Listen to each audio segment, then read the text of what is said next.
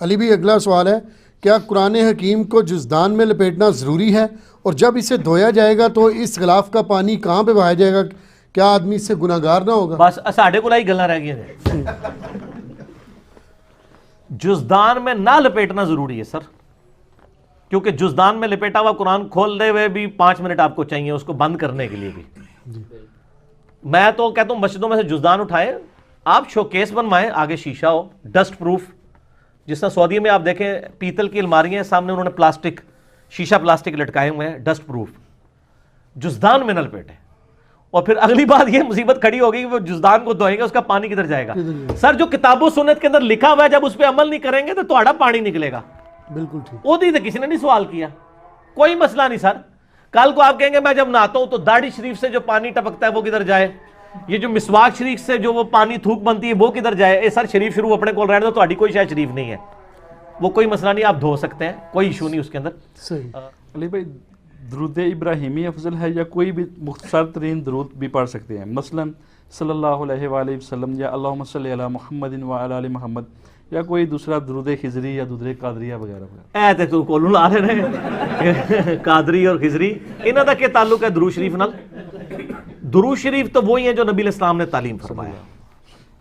میں نے درود شریف پہ ڈیٹیل لیکچر دیا، مسئلہ 56 آپ یوٹیوب پہ لکھیں، درود و سلام کے صحیح فضائل اور صحیح سوال ہے احکام۔ کیا کسی کا وائی فائی اس کی اجازت کے بغیر پاسورڈ کھول کے استعمال کر سکتے ہیں؟ سبحان اللہ، بڑا چنگا کام کر رہے ہو۔ وہ کوئی سوال پوچھا کرو یار، تانوں نہیں پتا؟ مجھے جب یہ سوال پوچھتے ہیں میں اسے پوچھتا ہوں یار تسی دسو نا۔ اچھا یہ مسئلہ آ رہا ہے، وہ اس دن شیخ رشید صاحب جو ہمارے ریلوے کے منسٹر ہیں نا، وہ بتا رہے تھے کہ وہ بڑے بڑے اسٹیشنز کے اوپر نا انہوں نے وائی فائی فری کر دیا ہے، تو تاکہ وہ لوگ انتظار کر رہے ہوتے ہیں ٹرین کا، تو فارغ بیٹھے ہوتے ہیں، پہلے لوگ کتابیں پڑھتے تھے، اب وہ چھتر موبائل نکال کے یوں کرتے رہتے ہیں۔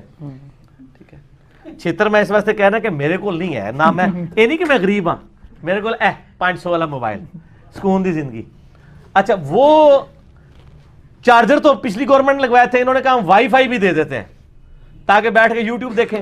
اب کیا ہوا ہے کہ پورے شہر کے غربا وہاں پہ جمع ہو گئے ہیں، وائی فائی تو بغیر پاس ورڈ کے ہے، ٹھیک ہے، جن کے لیے ہے وہ تو بیچارے یوز نہیں کر پا رہے، اور 10 روپے کا پلیٹ فارم بھی کوئی لے کے تو 100 روپے کا وہاں پہ یوٹیوب استعمال کر کے یا 1000 روپے کی چلا جائے تو کوئی مہنگا نہیں ہے۔ اب وہ کیا پتہ لگتا ہے پلیٹ فارم پہ کوئی بندہ بیٹھا ہو گیا جی میں ایڈی ٹرین آنی ہے انتظار کر رہے ہیں، وہ لنگ جائے اس تو اگلی کا انتظار کرنا شروع کر دے۔ تو اس طریقے سے لوگ جو ہے نا وہ یعنی پاسورڈ یوز یعنی کر رہے ہیں، یہ حرام ہے۔ گورنمنٹ کا بھی کوئی اس طرح یوز کرتا ہے کسی کی اجازت کے بغیر، یہ حرام ہوگا۔ تو حضرت عمر نے تو نہیں کہا کہ میں اتنا عرصہ رہا ہوں مجھے تو ایسی حدیث کوئی نہیں پتا ہے، تسی دوئے کہانی کرا رہے ہو، فوراً رجوع ہے، میں تو اتنا بڑا امام ہوں مجھ سے تو کوئی حدیث آخر چھپی ہوئی نہیں ہوگی۔ اب اگر کوئی حضرت عمر سے بڑا اپنے امام کو سمجھتا ہے نا تو وہ پھر یہی کافی ہے یہ بتانے کے لیے، کیا بتانے کے لیے کہ مرنے سے پہلے ہے مسلمان، کر لے اس پہ غور، کتابوں کا خدا اور ہے، بابوں کا خدا اور، کتابوں کا دین اور ہے، بابوں کا دین اور، ٹھیک ہوگا جی، کتابوں کے مسائل اور ہے، بابوں کے مسائل اور ہیں، مسائل وہ فقہ والے مسائل بھی، پنجابی والے مسئلے بھی، اور کس ہاں جہاں بھی ہے بابا، تو اپنے جہاں میں ایک جہاں ہوتا ہے، ٹھیک ہے نا جی، اس کا ایک اپنا ہی وکھرا ہی جہاں ہوتا ہے، ہاں جی وہ وکھرا ہی جہاں ہے جی، ظاہر ہے جی وکھرا جہاں ہے، ظاہر ہے اس جہاں دا اینا چیزوں میں کوئی تعلق نہیں ہے۔ تو چونکہ یہ بڑی ہستیاں تھیں، انہوں نے اپنے مزار لال کرنے کے لیے نا ان بزرگوں کے پہلے بنائے۔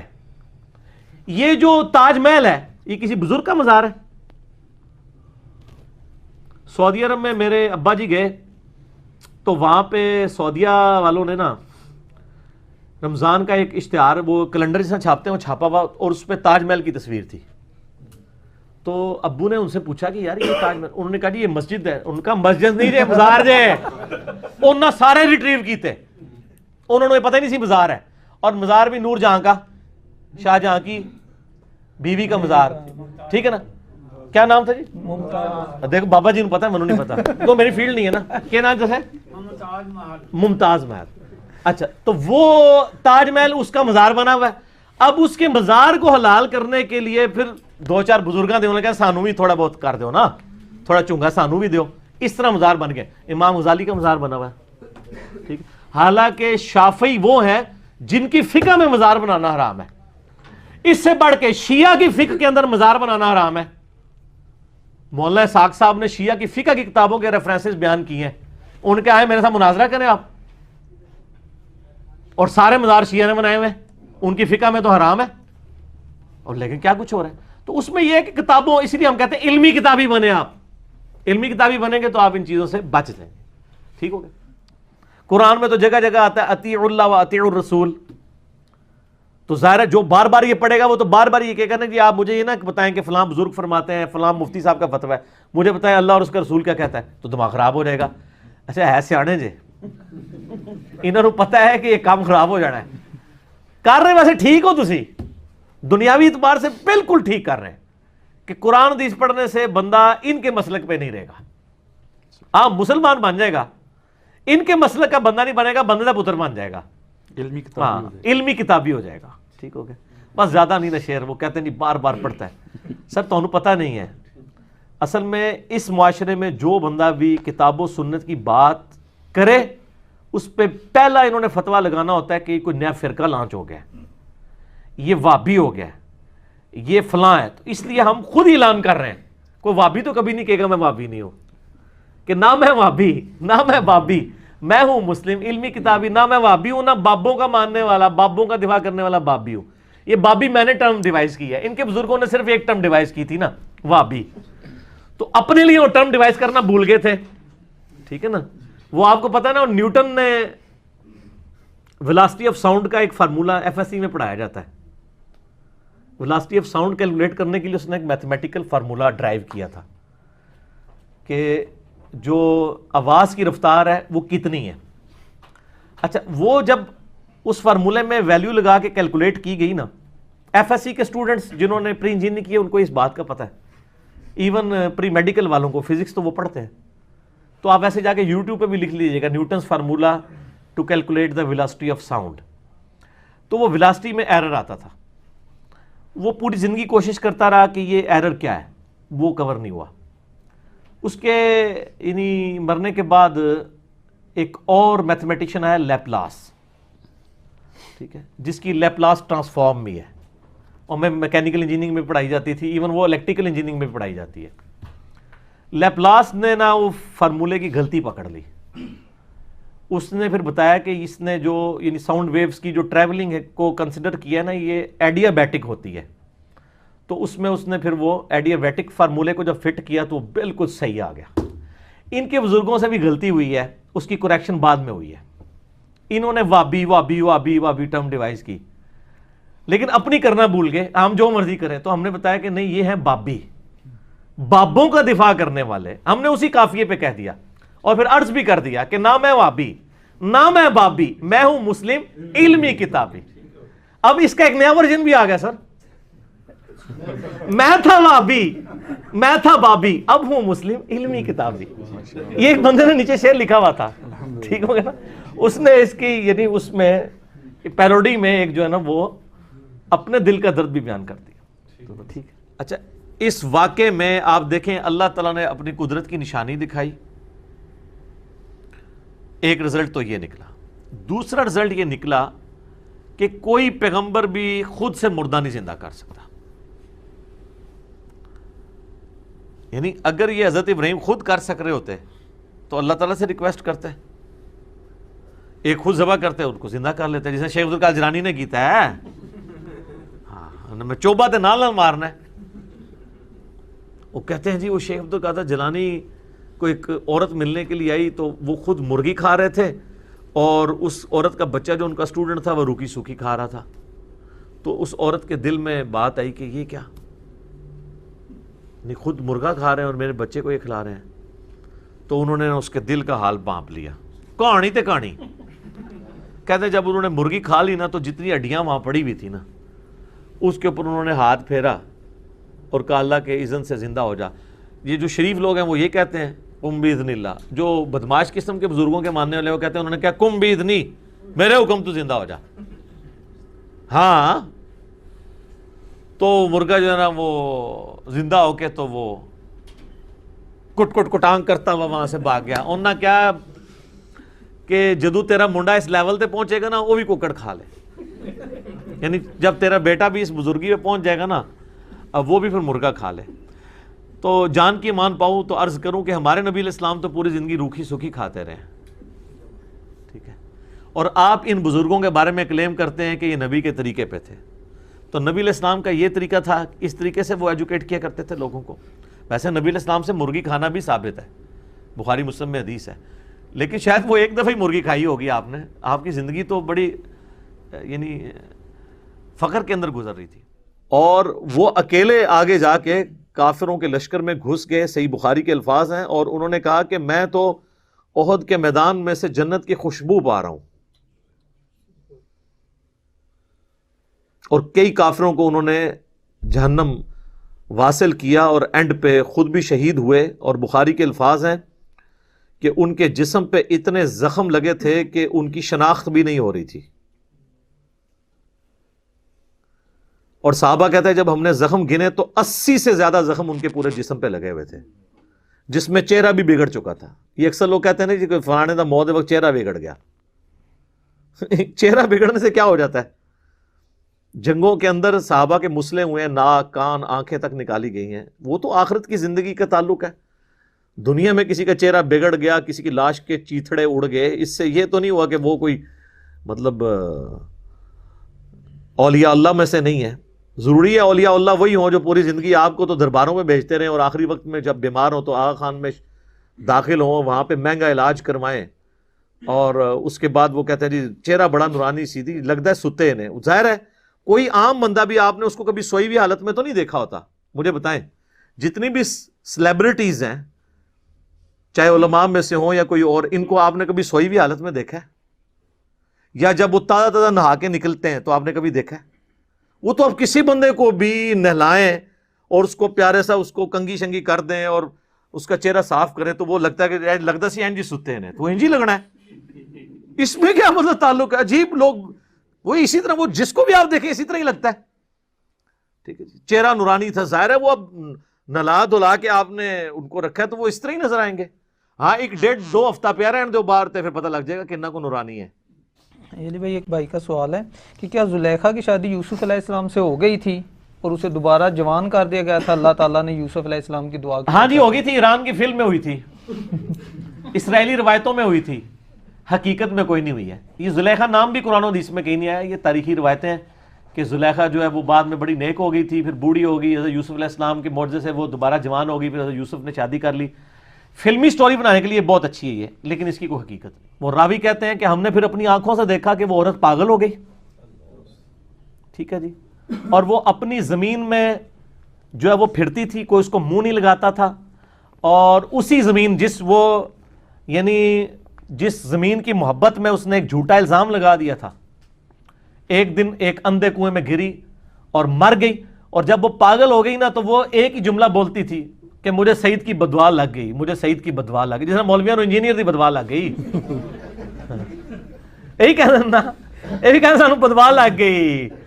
وہ ایک کراچی والا مفتی کہتا ہے یار زیادہ پریشان نہ ہو، اہل حدیث ہم سے زیادہ پریشان ہے. ٹھیک ہے نا. اہل حدیث کے علماء کیا کہتے ہیں؟ وہ کہتے ہیں جناب ہم نے اتنی محنت سے بندے بنائے، میرا دل چیرتا ہے کہ وہ دوسری طرف چلے جاتے ہیں. جس طرح ان کو انجینئر کی بدوا لگی ہے نا، اس طرح ان کو اس عورت کو بدوا لگ گئی حضرت سعید ابن زید کی، اور وہ اندھے کنویں میں گر کے مر گئی. اور وہ کہتی تھی کہ مجھے بدوا لگی، جس طرح یہ کہتے ہیں نا ہمیں بدوا لگ گئی ہے. تو آٹا گوندنے کے لیے ہلنا تو پڑے گا، تو کہیں تو ایک جگہ فکس کرنی پڑے گی نا. تو اس طرح کے اعتراضات یہاں پہ آپ دیکھ لیں، پولیٹیکل لیڈرز جب تک زندہ ہوتے ہیں ایک دوسرے کو وہ القابات دیتے ہیں. جیسے ہی وہ لیڈر مرتا ہے نا تو اس کے مخالفین بھی اس کے لیے وہ کلمات بول رہے ہوتے ہیں. بندہ کہتا ہے یار ایڈا وڈا سرمایہ ایڈا امت تو اٹھ گیا. دیکھ لیں بے نظیر بھٹو کو P T I, Noon League اور پیپلز پارٹی سارے شہید نہیں کہہ رہے. تو جب تک وہ زندہ تھی تو کیا کہتے تھے؟ کیا کیا الفاظ، گندے الفاظ استعمال کرتے تھے. وہ مکافات عمل ہو رہا ہے. جن لوگوں نے اس زمانے میں بے نظیر کے ساتھ وہ برا سلوک کیا نا، باقی ہمارے ان سے علمی اختلاف اپنی جگہ، آج انہی لوگوں کو مکافات عمل ہو رہا ہے. وہی کچھ ان کو بھی بھگتنا پڑ رہا ہے. یہی لوگ تھے جو ان کو غدار وطن کہا کرتے تھے. آج ان کو دوسرے لوگ غدار وطن کہہ رہے ہیں، اور جو آج کل گلے پھاڑ کے کہہ رہے ہیں نا ان کی باری بھی آنے والی ہے. یہ مکافات عمل ہے. تو مرتے ہی نہ انسان عزت والا ہو جاتا ہے، کیونکہ سامنے موجود نہیں ہوتا. اس لیے میں کہہ رہا ہوں کہ نبی علیہ السلام کی عزت اس وقت تک ہے ان سو کالڈ عاشقین کی، جب تک وہ سامنے نہ، جب وہ آئیں گے نا وہ تو کہیں گے یہ بھی غلط ہو رہا ہے. میں نے جو اللہ تعالیٰ نے دماغ میں بات ڈالی ہے کہ مولا علی 5 سال تک کوفہ رہے ہیں، کتنے میلاد کے جلوسوں کی انہوں نے جو ہے وہ مہمان خصوصی تھے.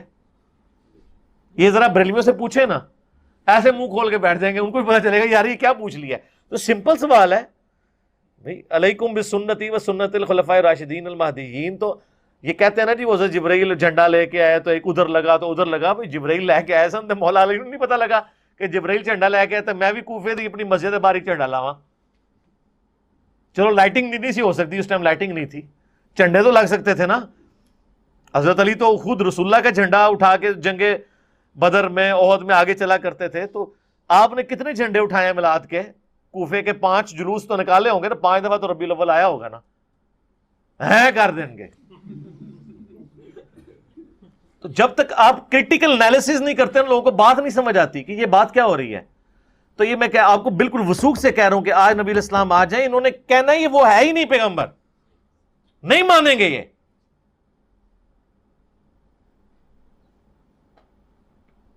بہت امت کا جو حال ہو چکا ہے نا. پھر لوگ کہتے ہیں نا میٹھی میٹھی باتیں کریں. کیا چھوڑا ہے آپ نے میٹھی بات کرنے کے لیے؟ میٹھی بات تو اس وقت ہو سکتی ہے جب نبی علیہ السلام مسجد نبی میں بیٹھے ہوں، سب حشاش بشاش چل رہے ہوں، سارے ایک نبی کی بات مان رہے ہوں، کوئی دوسری بات نہ کر رہا ہو. جو مسئلہ کنفلکٹ ہے جا کے رسول اللہ سے کہیں، رسول اللہ کہنے یہ یوں نہیں یہ یوں ہے تو بات مان لیں. یہ وہ دور ہے کہ اس میں یہ پاسبل ہے؟ اٹ پٹو تو ایک مولوی ملتا ہے، نواں مسئلہ تو ہم دستا ہے. ہاں کدھر جائے بندہ؟ اور جب جا کے آپ کو بتاتے ہیں کتاب اللہ سنت میں لکھا ہوا ہے، وہ آگے سے کہتے ہیں جی ہم نے تو آج تک سنا ہی نہیں. بھائی آپ نے سنا اس لیے نہیں ہے کہ نہ آپ نے کتاب اللہ اور سنت پڑھی، نہ آپ کے بزرگوں نے پڑھی. جب انہوں نے پڑھا نہیں تو انہوں نے سننا کی تسی سنانے لئی کوئی نہیں سی نا.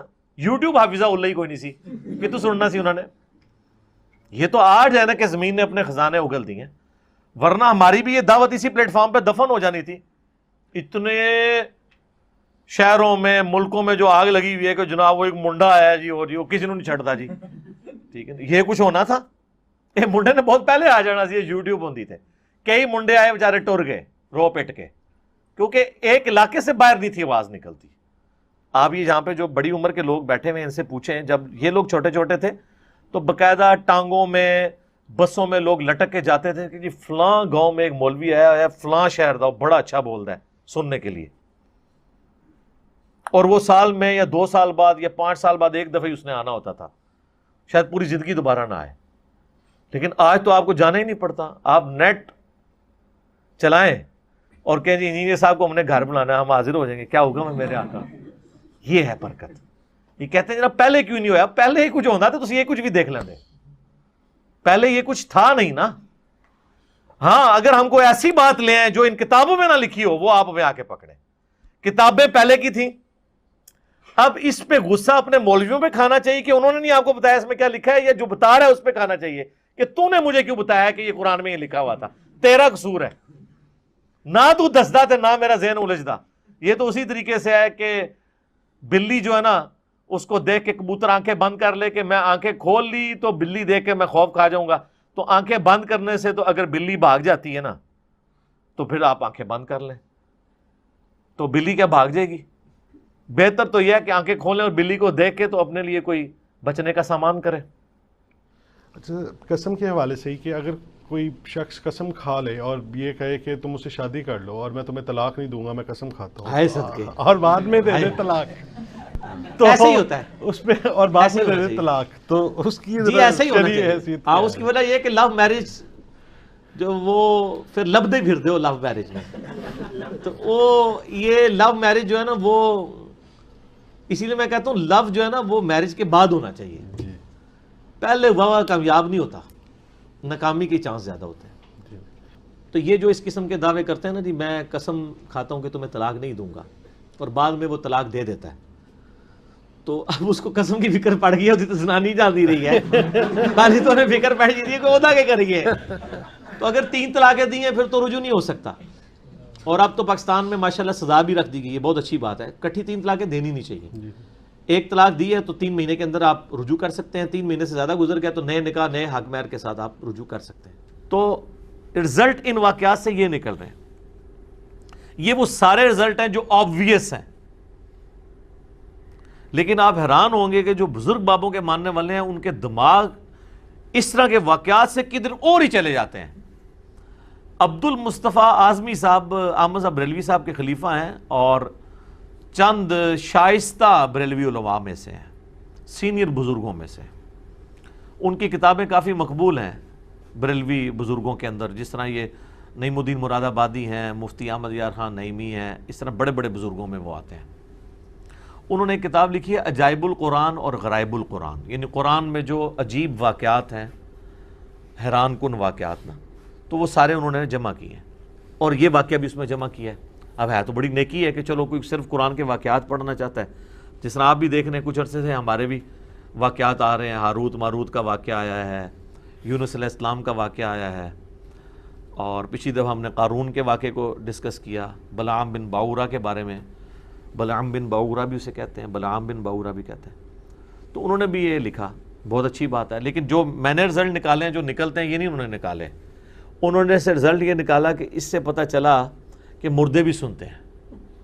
وہ دیکھیں وہ پرندے سارے مردہ تھے اور انہوں نے حضرت ابراہیم کی آواز سنی اور آگے. اس سے یہ ثابت ہوا کہ جب ہم اولیاء کے مزارات پہ جاتے ہیں، اگر پرندے اتنی دور سے سن سکتے ہیں تو اولیاء اللہ نہیں سن سکتے. اے دیکھ لو سامو تھوڑا دماغ گیا ہے، میرے دسنے تو پہلے کسی کا دماغ اس پاس گیا ہے کہ بھی اس واقعے جو رزلٹ نکلتا ہے. لیکن جب کسی کا گیر ہی الٹا لگا ہوا ہو اور یہ واقعے میں بیٹھتا ہی کہیں نہیں پہ، اللہ نے مردے کے سننے کا ثبوت نہیں اس میں دیا تھا، بلکہ بتایا تھا کہ مردوں کو اللہ کیسے زندہ کرے گا. اور اگر مردے اس طرح ہی سن لے ہوتے تو ابراہیم علیہ السلام خود سنوا لیتے نا ان کو. یہ اصل میں وہ جو آیت ہے نا وَالضُّحَىٰ وَاللَّيْلِ اِذَا سَجَا، وہ طارق جمیل صاحب نے اس کی کہیں یہ تفسیر بیان کر دی. ان کا بھی کوئی قصور نہیں ہے، پرانے بزرگ بھی یہ کام ڈال کے گئے ہیں. اور ہمارے ماشاءاللہ جتنے پرانے بزرگ ہیں نا، جن جن لوگوں نے کام ڈالا ہے، ڈالا پوری نیک نیتی کے ساتھ ہے، چاہے بیڑا غرق ہوا ہے بعد میں لوگوں کا، انہوں نے اپنی محبت میں یہ کیا ہے وَالضُّحَىٰ وَاللَّيْلِ اِذَا سَجَا. وہ اس کا لفظی ترجمہ تھا کہ چاشت کے وقت کی قسم اور رات کی جب وہ چھا جائے. تو کسی اہل محبت نے وہ شعر و شاعری میں تو آپ جو مرضی کر دیں کہ میں تیرے لیے چاند توڑ کے لے آؤں گا، تیرے لیے تارے توڑ کے لے آؤں گا. کوئی چاند تو نہیں کسی کے لیے توڑ کے لا سکتا. تو انہوں نے کہا جی اے محبوب، یہ والضحیٰ سے مراد ہے تیرے روشن چہرے کی قسم، واللیل اذا سجا تیری زلفوں کی قسم جب وہ بکھریں. یعنی وہ عشق مشوقی کے چکر میں نا لوگوں نے بنا کے تفسیریں لکھ دی، کسی حدیث میں نہیں، کسی آیت میں نہیں. پھر آگے ماشاءاللہ یہ وائزین مل گئے، ٹھیک ہے نا جی. وائزین کے جب ہتھے چڑھی ہیں تو سبحان اللہ الحمدللہ ماشاءاللہ یہاں تو ہر وہ سودا بکتا ہے جس میں وہ میں نے آپ کو بتایا نا کہ مثنوی مولانا روم میں ایک جعلی واقعہ لکھا ہوا ہے کہ جی موسیٰ علیہ السلام ایک بندے کے پاس سے گزرے، وہ کہہ رہا تھا اللہ کبھی میرے پاس آ، میں تجھے کنگھی کروں، میں تجھے نلاؤں دلاؤں، اچھے کپڑے پہناؤں. تو موسیٰ علیہ السلام نے اسے کہا کہ اللہ تعالیٰ کے بارے میں یہ صفات نہ منسوب کرو، ٹھیک ہے. جب موسیٰ علیہ السلام اللہ کے پاس گئے تو اللہ نے الٹا موسیٰ کو ڈانٹ دیا نعوذ باللہ کہ تو میرا بندہ ہی ناراض کر چھڑے. تو موسیٰ اور کیا کرتا؟ موسیٰ دی ڈیوٹی ہے لوگوں نے دسیا کہ بھی اللہ نو کنج مننا ہے، اللہ کو گڈا ہے، اللہ کی صفات ہے لیس کمثلہ شیء وہو السمیع البصیر. اللہ کی مثل کوئی شے نہیں ہے، وہ سننے والا دیکھنے والا ہے. اللہ کی صفات ہے ولا تقولوا علی اللہ الا الحق، اللہ کے اوپر مت بولو سوائے اس کے جو حق ہے. اللہ کے بارے میں آپ نے وہی عقیدہ رکھنا ہے نا جو پیغمبروں نے بتانا ہے. اگر پیغمبروں کو عقیدہ نہیں پتا، ان نانگے بابوں کو پتا ہے جن کے پیچھے اللہ پیغمبروں کو ڈانٹ رہا ہے، تو سر یہ دیکھیں وہ بابے کو بچاتے ہوئے پیغمبر کو انہوں نے کہہ دیا کہ پیغمبر کو دین نہیں آتا تھا، اس نانگے کو آتا تھا. تو اس کا مطلب اگر پیغمبر کو دین نہ آئے تو اس کا مطلب کیا ہے؟ اس کا مطلب یہ ہے کہ اللہ کو ہی نہیں آیا پڑھانا. پیغمبر کو تو بعد میں دیکھیں گے نا. دیکھیں پیغمبر کون ہے؟ اللہ کا ریپریزنٹیٹو. خدا نے اس سے بھیجا ہے کہ تو نے لوگوں کو دین سکھانا ہے. اس کو تو دین نہیں آیا، ایک نانگے کو آ گیا. دیکھیں انجانے میں یہ لوگ کس طرح انبیاء کی بھی اور اللہ کی بھی توہین کر جاتے ہیں. یہ سارے یہ مولانا روم کی مثنوی کے اندر جھوٹے اور جعلی واقعات لکھے ہوئے ہیں. اللہ تعالیٰ ہدایت دے. ہمارے وائزین پڑھ پڑھ کے سنا رہے ہوتے ہیں. اور ایک اور بھی مشہور کیا جی، وہ ایک بندہ اللہ نے کہا منو انسانی گوشت چاہیے، ٹھیک ہے. ایک بندے کوئی بھی نہیں دے رہا، ایک بندے کو گیا انہوں نے کہا جی ادھروں بھی وڈ لے، ادھروں بھی وڈ لے. خدا کے لیے یار، یعنی اور پھر اللہ تعالیٰ کے پاس گئے تو اللہ تعالیٰ نے فرمایا موسیٰ تو بھی انسان تھا، تو نے اپنا جسم کیوں نہیں کاٹ کے مجھے دے دیا؟ استغفر اللہ واتوب الیہ. یعنی یہ شریعت بتا رہے ہیں. نبی تو ہر کام اللہ کی وحی سے کر رہا ہوتا ہے. جو وہی سے ریلیٹڈ چیزیں ہوتی ہیں. تو انسانی گوشت نہیں چاہیے. جب چاہیے تھا نا تو کوئی غلطی نہیں کھائی ہے. ابراہیم علیہ السلام کو اللہ نے خواب دکھائی کہ اپنے بیٹے کی قربانی کرو, تو انہوں نے, بیٹے نے بھی ثابت قدمی دکھائی, ابراہیم نے بھی. یہ ہے قرآن اور یہ ہے مثنوی شریف, جنہوں کہتے ہیں فارسی کا قرآن. اے فارسی دی قرآن ہے, عربی والا قرآن جڑا ہے نا وہ اے محمد رسول اللہ تے نازل ہویا ہے. یہ ساڈا قرآن ہے, وہ تہاڈا ہوئے گا صلی اللہ علیہ وآلہ وسلم. ٹھیک ہے جی. علی بھائی اگلا سوال ہے. یار میرے کو گستاخی کراتے ہو تسی بزرگاں دی. میری کوشش نہیں ہوتی, لیکن کیا کریں, نبی کی شان بیان کرنے کے لیے ضروری ہے کہ بزرگوں کی گستاخی ہو, کیونکہ جو بزرگ رسول اللہ کے خلاف کھڑے ہوئے ہیں آٹومیٹکلی ان کی گستاخی ہو جائے گی. یہ تو آٹومیٹک ہے. جب نبی کی شان کو آپ بیان کریں گے تو نبی کے جو دشمن ہیں ان کی خود بخود نگیشن ہو جاتی ہے. ایک دین وہ ہے جو اللہ نے اپنے نبی کے ذریعے ہم تک پہنچایا ہے, ایک وہ دین ہے جو بابوں نے قصے کہانیوں کے ذریعے پہنچایا ہے. تو یا آپ پھر نبی علیہ السلام کو مان لیں. میں اس میں اکثر بیان کرتا ہوں کتنا مشہور کیا ہوا انہوں نے. مجھے بڑی خوشی ہوئی اس دن مفتی اکمل صاحب کو بھی خیال آیا, انہوں نے بھی کہہ دیا جعلی واقعہ ہے. شاید میری کلپ دیکھ کے انہوں نے کہا وہ پہلے تو کسی کی جرت نہیں ہوئی ہے, بچپن سے پڑھایا جی ویسے کرنی نے دند پان دیتے جی اپنے. سنا میں نا آپ نے, بڑا مشہور. اور لوگ 2 نفل پڑھتے ہیں ویسے کرنی کے, کہتے ہیں کیلا ان کے لیے نازل ہوا تھا. سر کیلے کا ذکر جو ہے نا, کیلے کا ذکر قرآن میں سورہ واقعہ کے اندر موجود ہے کہ کیلوں کے گچھے جنت میں ہوں گے. ویسے کرنی دے ابا جی پردادا جی حضرت بابا آدم تو بھی مطلب جڑا اس تو بھی پہلے جڑا ہے نا اے کیلے موجود نے, اللہ نے جنت میں رکھے ہوئے. کیلے ہونے اور کیلا نازل ہویا سی, کیلے پہلے بھی موجود سن. اے کہانیاں بند کرو, ورنہ کافر جو ہے نا وہ مطلب کہیں گے یہ دین کس قسم کا ہے. وہ تو آپ کو ثابت کر دیں گے کیلا کتنا پرانا ہے زمین کے اوپر, تو آپ کہیں گے ویسے کرنی کے اوپر نازل ہوا ہے کیلا. ٹھیک ہے نا. اور میں ایسی کہتا ہوں شکر ہے ہمارے علماء کے لیکچرز انگریزی میں نہیں ہے, ورنہ کوئی 4 گورے کلمہ بھی پڑھ رہے ہیں نا وہ کہیں گے یار یہ تو سارا فراڈ ہی ہے. تو مہربانی کرو انگریزی سیکھیو بھی نہ, یہی کہندے رہو کہ انگریزاں دی زبان ہے, خدا دا نہ سیکھنا ورنہ مصیبت کھڑی ہو جائے گی اسلام کے لیے. کہتے جی ویسے کرنی نے یہ دانت توڑا, یہ توڑا, یہ توڑا, سارے توڑ دی, بتیسی نکال دی. اور کئی میوزیم, بلکہ میرے خیال بادشاہی مسجد والے میوزیم میں بھی ایک آدھ دانت پڑا ہوا ہے. کتنے میوزیم میں وہ دانت پڑے ہوئے ہیں, ظاہر کاروبار چمک رہے ہیں نا اس کے اوپر. کیا عورت کسی غیر مسلم عورت یا مرد کا جھوٹا پانی پی سکتی ہے؟ دیکھیں کس نے مشکل سوال کرتے ہیں, یہ کیا مطلب عورت کیوں رکھتی ہے, عورت ڈال کے نا اس کو تھوڑا سا نا آپ نے سوال کو خطرناک بناتی ہے. اصل میں یہ اس لیے ہے کہ بعض اوقات مہمان آ جاتے ہیں نا گھر میں, ہمارے یہاں تو آپ کو پتہ جوائنٹ فیملی سسٹم ہوتا ہے, تو وہ پانی کے لیے وہ چند گلاس یوز کرتے ہیں, ہر کسی کے نہیں, عورت کا ذکر کیوں ہے؟ آپ یہ ہوتا ہے کہ کوئی مرد کسی غیر مسلم مرد کا پی سکتا ہے, عورت بیچ میں ڈال دی, مرد کسی غیر محرم عورت کا گلاس استعمال کر لے, پھر بھی ادھر بھی عورت ڈال دی. نہیں تو استعمال تو ہوں گے نا. او مولوی زنانی تو وچوں باہر کڈو, تسی یہ کہو کہ ایک غیر مسلم کے پانی پیا جا سکتا ہے, دوسرا غیر مسلم کا پی سکتا ہے. جی پی سکتا ہے, کوئی حرج نہیں اس کے اندر, حلال ہے, پانی تو حلال ہے نا. تو یہ سارے علاج آپ نے کیے ہیں, یہ تو فنیٹکس کا ہے طریقہ کہ جی وہ کوئی بیمار ہے تو وہ مرتا ہی رہے, کوئی علاج کروانے کی ضرورت نہیں ہے. اسلام میں تو یہ چیز نہیں ہے, اسلام میں تو آپ نے علاج کروانا ہے, کیونکہ اللہ کی نعمتوں کی قدر کرنی ہے نا. یہ جو صحت ہے یہ بھی تو اللہ کی نعمت ہے, تو اس کی بھی آپ نے قدر کرنی ہے. اچھا یہ بیماری کے علاج کا تو پوچھتے ہیں, ان کو پھکی دیا کریں, ان کو کہیں کہ جب آپ بھوکے ہوتے ہیں تو روٹی بھی نہ کھایا کریں. ٹھیک ہے نا, وہ بھی تو ایک کمزوری آپ کے اوپر آتی ہے نا, جیسے بیماری ایک پریشانی اور کمزوری آپ کے ساتھ اٹیچ ہے. اور اس سے اگلی بات بہت خطرناک ہے, جب پیشاب آئے تو پیشاب بھی نہ کیا کریں. وہ کوئی سوال نہیں پوچھتا کہ جی میں پیشاب روک لوں یہ کر لوں, وہ روک بھی سکے نہیں روک سکتا, کوئی بھی نہیں روک سکتا. جنہیں سمندر روکے ہیں نا وہ بھی نہیں روک سکتے پیشاب. کہتے ہیں نا فلانے بزرگ نے سمندر روک لیا, وہ بزرگ بھی پیشاب نہیں اپنا روک سکتے. تو بھوک کے اوپر تو کبھی کسی نے نہیں کہا کہ جی میں کھانا کھا لوں کہ بھوکے ہی مر جاؤں. تو جس طرح بھوک ایک اللہ نے کمزوری اٹیچ کی ہے, اس طرح بیماری بھی ایک کمزوری اٹیچ کی ہوئی ہے, پیشاب بھی کمزوری اٹیچ کی ہوئی ہے, اور نیند بھی کمزوری اٹیچ کی ہوئی ہے. تو یہاں پہ جو جتنے وہ بے نمازی ٹھگ قسم کے جعلی قسم کے وہ فراڈیے لوگ ہوتے ہیں امیر کبیر, ان کے جنازے ویسے کون نہیں مسئلہ پڑھ لے کرو, ایپٹ تھے بغیر وضو دیکھنے لوگ, وہ دنیا داری کے لیے گئے ہوتے ہیں, سارے صحافی پہنچے ہوئے ہوتے ہیں, بغیر وضو کے کھڑے ہوتے ہیں, ان کو پتہ ہم ٹوٹل پورا کرنے آئے ہوئے ہیں.